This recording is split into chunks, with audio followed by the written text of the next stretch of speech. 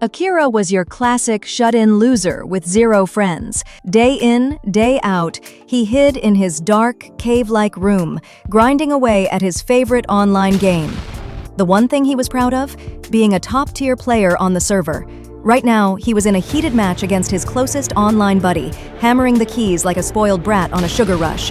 Victory was his, but as soon as his friend logged off with a quick, "See ya," Akira felt that sinking emptiness. No one else was online to fuel his hunger for battle. But before we get into the video, let me know in the comments, where are you watching from right now? And hey, don't forget to drop a like, it really helps out the channel. Bored and scrolling, he opened the profile of his favorite catfish crush, almost drooling over his crusty keyboard, when suddenly, ding! A challenge request popped up. The sender? A mysterious powerhouse named Rio, one-on-one. Without hesitation, Akira slammed accept. The duel kicked off, and right away, he realized Rio's skill was on another level. This wasn't just hard, it was terrifying. Akira unleashed insane hand speed and godlike mouse flicks, even springing up from his chair like a warrior ready for combat. But then, ping! A private message from Rio. "I already know your next move." And just like that, Akira's fate was sealed. He lost. His body locked in shock, his pride shattered. Heart racing, he sat frozen, whispering, Who the hell is this guy? Desperate for answers, Akira clicked open Rio's profile, bracing himself to uncover the identity of the mysterious player who just destroyed him. After his crushing defeat, Akira stared blankly at the empty lobby. With no one left online, he slammed the logout button and shoved his chair back. Game over, for now. But while Akira sulked in silence, the camera shifted. Somewhere across the neon-lit city, the true victor revealed herself. Her name? Reina. By day, she was an elite A-rank member of the notorious guild Dragon Slayers and a star student at the prestigious Ebonheart Academy. By night, she hid behind her alias, Zero. Reina lounged in the back seat of a sleek black car, surrounded by her fellow Academy elites. They chatted idly until one of them dropped the news. The headmaster's got his eye on some nobody named Akira. He says the kid's got the potential to reach S rank. Reina's brow furrowed. S rank? That trash I just destroyed? She clenched her fist. The whole thing didn't sit right with her. "That's exactly why I challenged him," she snapped. "And surprise, surprise, I crushed him. If that's what passes for S-rank material, then this school's standards have hit rock bottom." Her friends traded puzzled looks. Why would the headmaster bet on a shut-in loser like Akira? Curiosity, or maybe pride, got the better of Reina. She pulled up the holographic interface of Ava, the Academy's all-seeing AI. "Welcome back, Zero," the system chimed in its serene, robotic voice. "Cut the pleasantries," Reina said sharply. "Pull up everything on this Akira. I want his entire life on display." Within moments, files scrolled across the screen. No friends, practically invisible at school. Obsession, video games. Family, abandoned by his parents, dumped on an aunt and uncle who nag him day and night. Cousin, the petty and cruel Minoru, who catfishes him online just to torment him.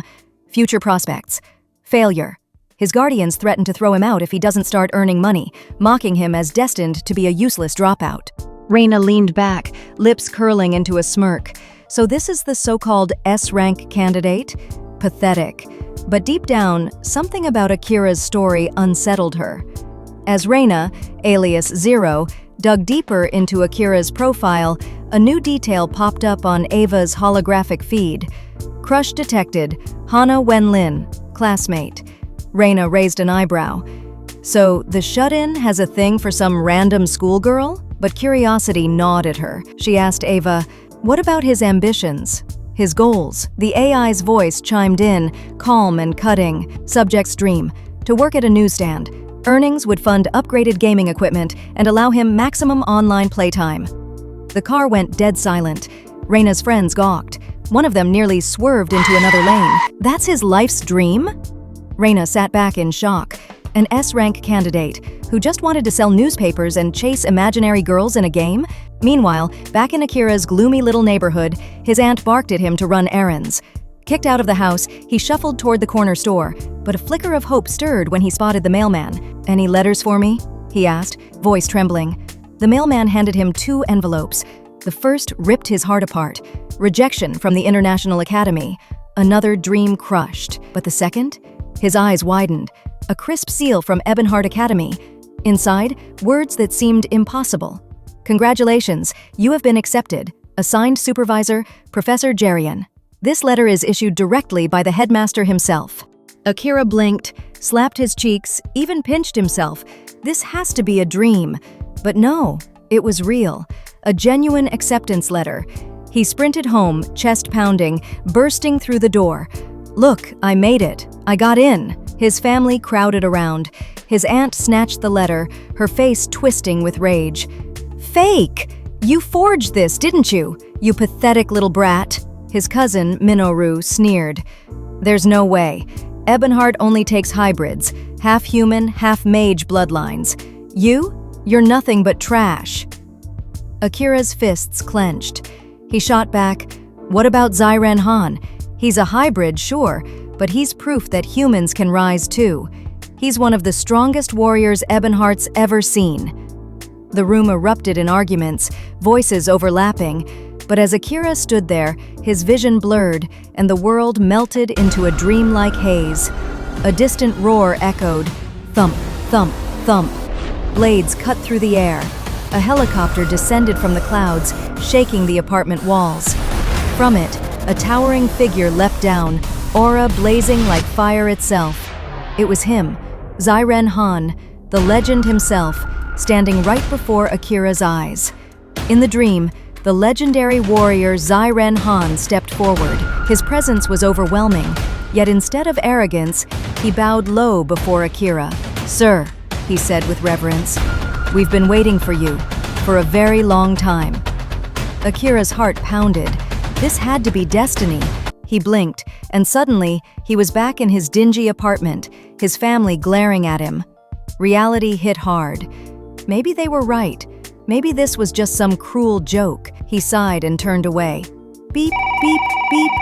A hidden device inside the acceptance scroll activated, ringing like a futuristic phone. A crisp voice came through. "Good evening, Akira. This is Ebonheart Academy's HR division. You've been selected for an interview tomorrow regarding your recent acceptance. Please be prepared." His family froze, jaws hitting the floor. No one could speak. For once, even Minoru was speechless.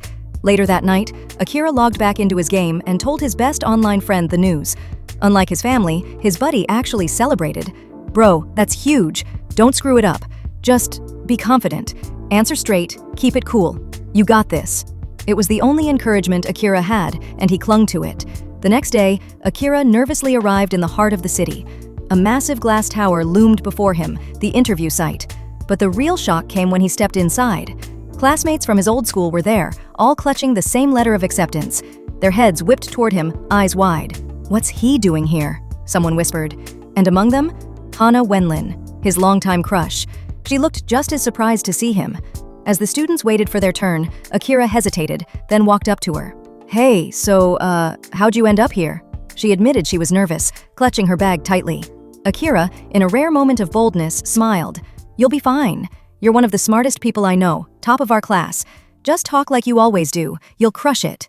Her cheeks flushed, and she gave a soft, "Thanks." Names were called one by one. One student after another disappeared into the interview room. Then, "Next, Akira." His pulse spiked. He took a deep breath and walked in, rehearsing all the standard answers he'd drilled into his head the night before. But the moment he sat down, the examiner leaned forward with a sharp gaze and asked the first question. "So, do you believe in aliens?" Examiner just stared at him with deadpan eyes. "Aliens? Do you believe in them?" Akira's jaw dropped. "Seriously?" He glanced at the second examiner, who was scribbling furiously on a notepad. The man didn't even look up as he muttered, "Your personal history is irrelevant. Just answer. These questions matter more than you think." Akira gulped. Slowly, he nodded. "Yeah, I do believe in aliens. Almost every night I look up at the sky, staring at the stars. The universe is endless, right?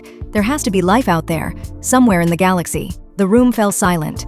The examiners exchanged quick glances but wrote nothing else. Akira stood abruptly, bowing slightly. I'm sorry. I must have walked into the wrong college. Thank you for your time." And with that, he turned on his heel and walked out of the room, head low. The glass doors to the building burst open with a loud slam. A tall, frantic man stormed inside, his cloak billowing behind him.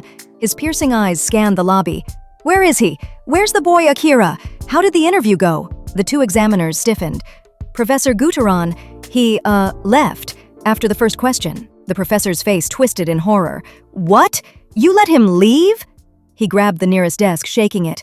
"You fools should have been begging him to stay. Call him, track him, bring him back." The examiners exchanged nervous glances. One whispered, "Why is he so obsessed with that kid? He's just a dropout with no future." But Guteron's furious voice cut through the room like thunder. "You don't understand. That boy isn't just some dropout. He's the one we've been waiting for." On his way home, Akira's head hung low, replaying the bizarre interview in his mind. "Yeah, I blew it. No way they'll take me now." But then, "Akira!" He turned. Standing beneath the streetlight was Hana Wenlin, her eyes shining. She smiled nervously.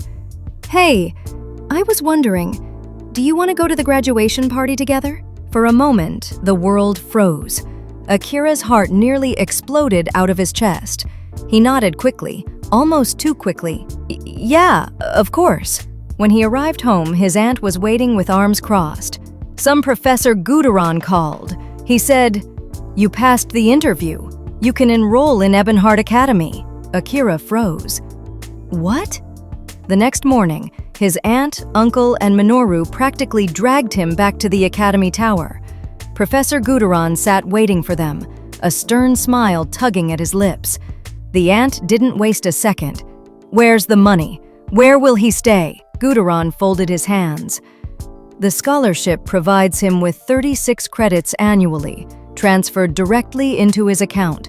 He will reside within the academy dorms." The moment the number left his lips, Akira's aunt nearly collapsed. 36? Every year? She spun to her nephew, suddenly gushing. "Of course you'll attend. Professor, he accepts immediately." But Guteron's gaze sharpened. "You misunderstand. We're not offering this for charity. Akira possesses something rare, something that manifests only once in a century, a power sealed within his very soul."